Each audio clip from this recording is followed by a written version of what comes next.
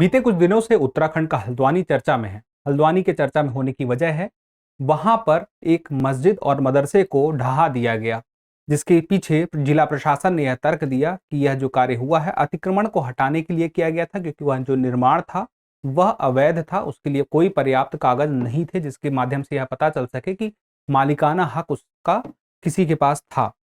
ऐसे में यह एक शब्द नाम सामने आता है जिसका नाम है नजूल भूमि या नजूल लैंड। अब यह कहा जा रहा है कि उसी नजूल लैंड पर यह बना हुआ था, तो अब सवाल उठता है कि नजूल लैंड है क्या। तो हम नजूल लैंड को आज जानने का प्रयास करेंगे और नजूल लैंड क्या है और किस तरह से यह हल्द्वानी विवाद से जुड़ा हुआ है और क्यों जुड़ा हुआ है इसको समझने का प्रयास करेंगे। जिससे जुड़ी हुई इंडियन एक्सप्रेस में एक खबर भी आई है कि व्हाट इज नजूल लैंड, और उसके साथ साथ कि आखिर जो हालिया विवाद है हल्द्वानी में जो हिंसा हो रही है वह किस तरह इससे जुड़ा हुआ है।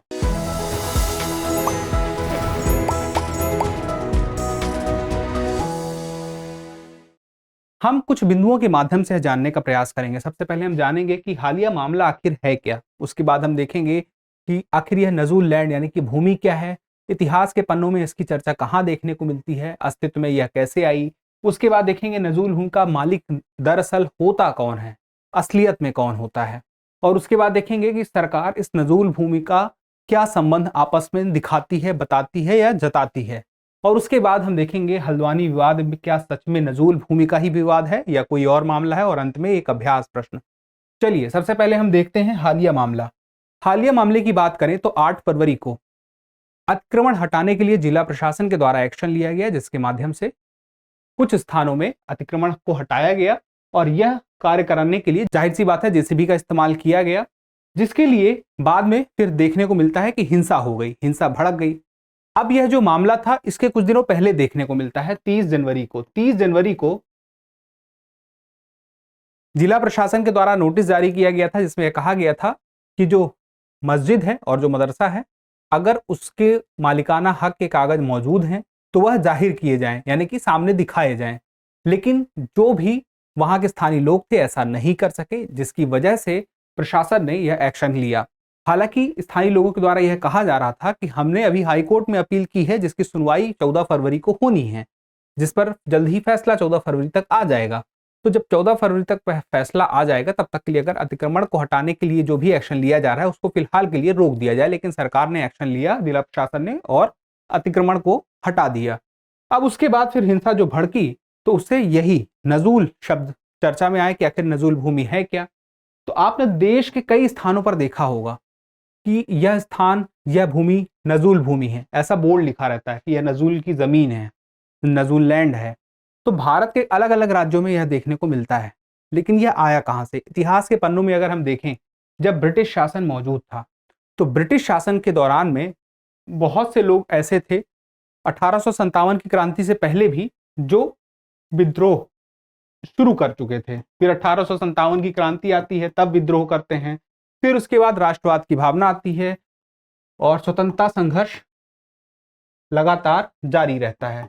और ऐसे क्रम जब बहुत सारे लोग आज़ादी की लड़ाई लड़ रहे हैं, विद्रोह कर रहे हैं, तो जब हालात उनके पक्ष में नहीं होते हैं, स्थितियां असामान्य होती थी, तो उन्हें अपने घर को, अपने गांव को, अपने जमीन को छोड़ करके जाना भी पड़ता था, एक स्थान से दूसरे स्थान में छुपना भी पड़ता था।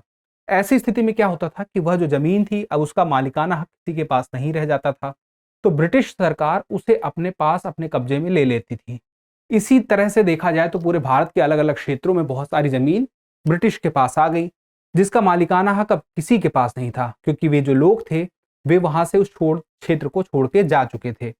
ऐसी स्थिति में होता क्या है कि जब भारत आजाद होता है तो रियासतों के सामने यह बात रखी जाती है कि अगर आप साबित कर सकें कि इसका मालिकाना हक आपके पास है तो यह जमीन आपकी हुई। तो अमूमन लोग ऐसा नहीं कर पाए। कुछ एक लोग ऐसे थे जिन्होंने अपना मालिकाना हक साबित कर दिया कि हमारे पूर्वजों की जमीन है, तो उन्हें मिल गई, लेकिन अमूमन किसी को नहीं मिली। अब होता यही है, विदेशी रियासतें जब यह बात जाहिर नहीं कर पाती हैं, क्योंकि ब्रिटिश तो चले गए थे तो वो भारत सरकार के पास जमीन देके गए थे, रियासतों को बता के गए थे, रियासतें उसमें मालिकाना हक दिखा नहीं पाई, तो जमीन किसके पास आई? जमीन आई सरकार के पास। लेकिन अब देखा जाए कि मालिकाना हक उसका किसके पास है, तो अभी जो मालिकाना हक है वह संबंधित राज्य सरकार के पास है। अगर उत्तर प्रदेश का मामला है तो उत्तर प्रदेश की जमीन, जो नजूल जमीन है, उत्तर प्रदेश राज्य सरकार की। उत्तराखंड की हल्द्वानी का अगर कोई नजूल जमीन है वह नजूल जमीन उत्तराखंड की सरकार का है। अब बात आती है राज्य संपत्ति के रूप में प्रशासित नहीं किया जाता है, लेकिन सरकारें करती क्या हैं? सरकारें मुख्य रूप से क्या करती हैं? ऐसी जमीनों को पट्टे पर दे देती हैं, जिसको कहा जाता है लीज पर दे देती हैं। 15 साल के लिए भी 99 साल, अधिकतम 99, 15 से 99 की अवधि होती है। अब उसमें होता यह है कि किसी कार्य, विशेष कार्य के लिए आवंटित कर दिया सरकार ने। अब मान लीजिए कि अवधि समाप्त होने वाली है, तो जो भी संबंधित व्यक्ति है वो क्या करेगा? वह जाएगा स्थानीय प्रशासन के पास, वहां के राजस्व विभाग में एक लिखित आवेदन देगा। लिखित आवेदन देने के बाद जरूरी नहीं है कि उसको वापस से पट्टा मिल जाएगा, यानी कि उसकी लीज बढ़ा दी जाएगी, दोबारा से लीज पर उसे दे दिया जाएगा। यह राज्य सरकार के ऊपर है। अगर सरकार को लगता है कि नजूल भूमि को वापस लेना है या तो पट्टे को नवीनीकृत करना है, तो वह कर सकती है, लेकिन यह निर्भर करता है सरकार के ऊपर। अगर मान लीजिए कोई ऐसा काम दिखता है जिसको सरकार को लगता है यह काम जारी रहना चाहिए उस क्षेत्र में, तो हो सकता है कि वह नवीनीकृत हो जाए। सरकार को लगता है आवश्यकता नहीं है अब इस लीज को आगे बढ़ाने की, तो सरकार वह जमीन वापस अपने पास ले लेगी। तो ऐसी स्थिति में फिर आगे की बात आती है, सरकार इसका करती क्या है जमीन का? तो देखिए, एक कानून है, कानून का नाम है नजूल भूमि स्थानांतरण नियम 1956 के द्वारा निर्णय लेती है इस जमीन को आखिर किया क्या जाएगा, इस जमीन का उसके मामले में निर्णय होता है।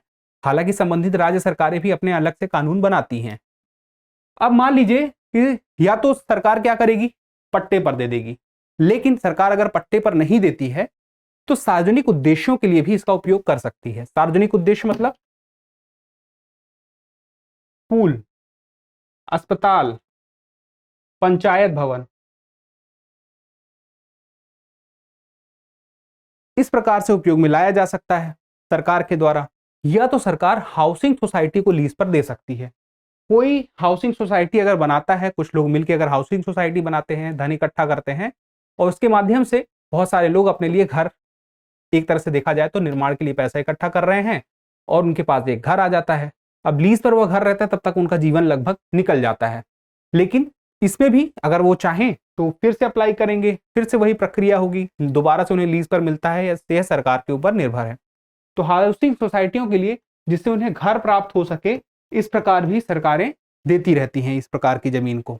यह तो हमने उपयोग देख लिया, लेकिन अब वही मामला आता है, क्या हल्द्वानी विवाद में जो नजूल भूमि है वही है मामला का पूरा या कुछ और है? तो देखिए, 30 जनवरी को जब नोटिस जारी की गई थी जिला प्रशासन के द्वारा, तो यही बात कही गई थी कि अगर यह सरकार की नजूल भूमि है, इससे जुड़ा हुआ मालिकाना हक अगर आपके पास है तो आप दिखा दीजिए। लेकिन ऐसा हो नहीं सका, 3 दिन का समय दिया गया था, मामला हाई कोर्ट में जा चुका था, फैसला नहीं आया था और उसके पहले ही अतिक्रमण को हटा दिया गया। अब आगे जो भी अपडेट आएगा उसे हम आपको समय के साथ बताते रहेंगे, लेकिन फिलहाल के लिए जरूरी था कि नजूल भूमि क्या होती है परीक्षा की दृष्टि से आपको पता रहे। तो यहां तक तो वीडियो में बात पूरी हो गई है, लेकिन एक अभ्यास प्रश्न आपके लिए है कि नजूल भूमि का स्वामित्व किसके पास होता है? केंद्र सरकार, राज्य सरकार, एनजीओ या हाउसिंग सोसाइटी? आप अपना जवाब कमेंट बॉक्स में जरूर दीजिएगा। आप कमेंट करते हैं तो हमें और बेहतर करने की प्रेरणा मिलती है। धन्यवाद। डियर व्यूअर्स, अपने एग्जाम की तैयारी को और बेहतर करने के लिए हमारे चैनल को लाइक, शेयर और सब्सक्राइब करना न भूलें।